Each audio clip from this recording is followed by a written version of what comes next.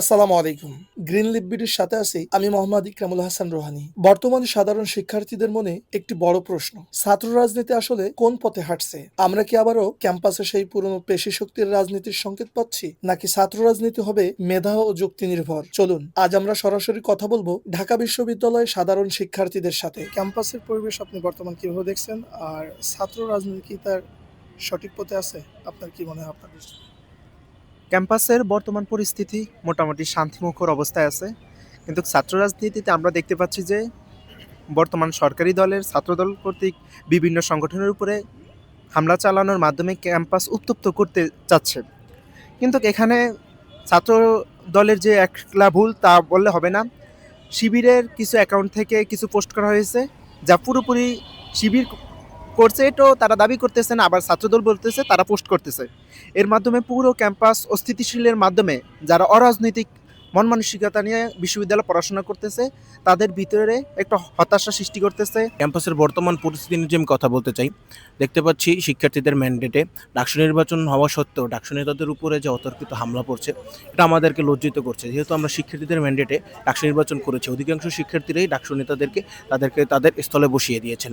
আমরা দেখতে পাচ্ছি ক্যাম্পাসে যে লেজুর ভিত্তিক সংগঠনগুলো আছে, তারা তাদের দলীয় এজেন্ডা বাস্তবায়নের উদ্দেশ্যে যে শিক্ষার্থীদের উপর যে তাদের শিক্ষার্থীদেরকে প্রোপাগান্ডা ছাড়িয়ে তাদের উপর হামলা করছে, এটা আমাদেরকে ভাবায়। ক্যাম্পাসের রাজনীতি হওয়া উচিত সুখময়। ক্যাম্পাসের সবার গণতান্ত্রিক অধিকার আছে, সবাই তাদের চিন্তার জায়গা থেকে সবাই তাদের অবস্থান ক্লিয়ার করতে চাইলেও আমরা কিছু সংগঠনের মাধ্যমে দেখতে পাচ্ছি আমাদের ভাইয়েরা, আমাদের বোনেরা, আমাদের সহপাঠীরা তারা লাঞ্ছিত হচ্ছেন। তাদের নামে মিথ্যা প্রোপাগান্ডা ছড়ানোর মাধ্যমে ক্যাম্পাসের যে সার্বিক পরিস্থিতি, যে শান্তিময় পরিস্থিতি, তা বিনষ্ট হচ্ছে বলে আমি মনে করি।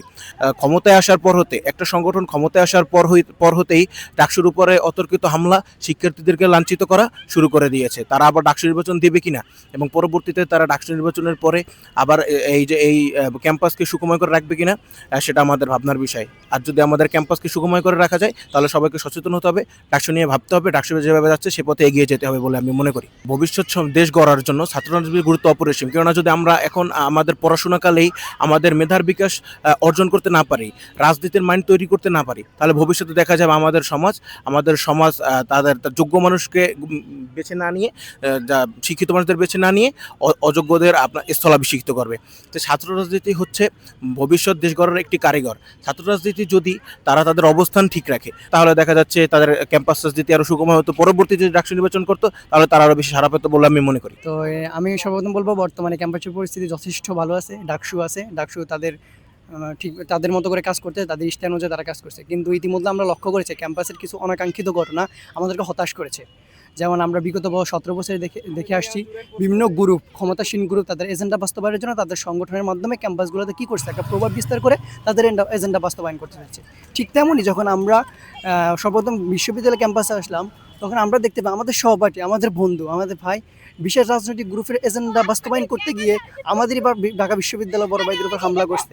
এটা খুবই আসলে বিষয়টা খুবই দুঃখজনক। তবে এই ক্যাম্পাস নিয়ে আমি একটা আশাবাদ ব্যক্ত করতে চাই যে যতদিন ডাকসু থাকবে, ডাকসুর মেয়াদ নিশ্চয়ই আরও অল্প কিছুদিন আছে, যতদিন ডাকসু থাকবে ইনশাল্লাহ আমরা যে ছাত্রছাত্রীরা আছি তাদের অঙ্গীকার, তাদের আশা প্রত্যাশাগুলো বাস্তবায়িত হবে। ছাত্র রাজনীতি সঠিক পথে আছে বললেও ভুল হবে, আবার না বললেও ভুল হবে। আমি দুটোটা করে একটা অ্যাড্রেস করতে চাই।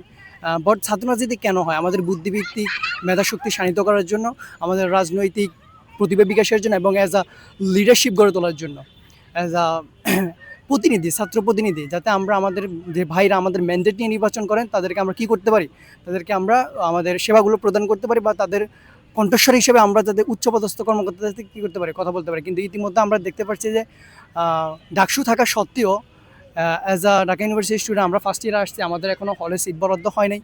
আমরা হলে আন্দোলন করছি, ডাকসু সহ একবার রেজিস্ট্রার ভবন ঘেরাও করছি, কিন্তু এখনও তারা আমাদের সিট নিয়ে তালবাহানা করতেছে। অথচ যারা 2008-06 সেশন বা 1-2 সেশন তাদেরকে তারা হল দিচ্ছে।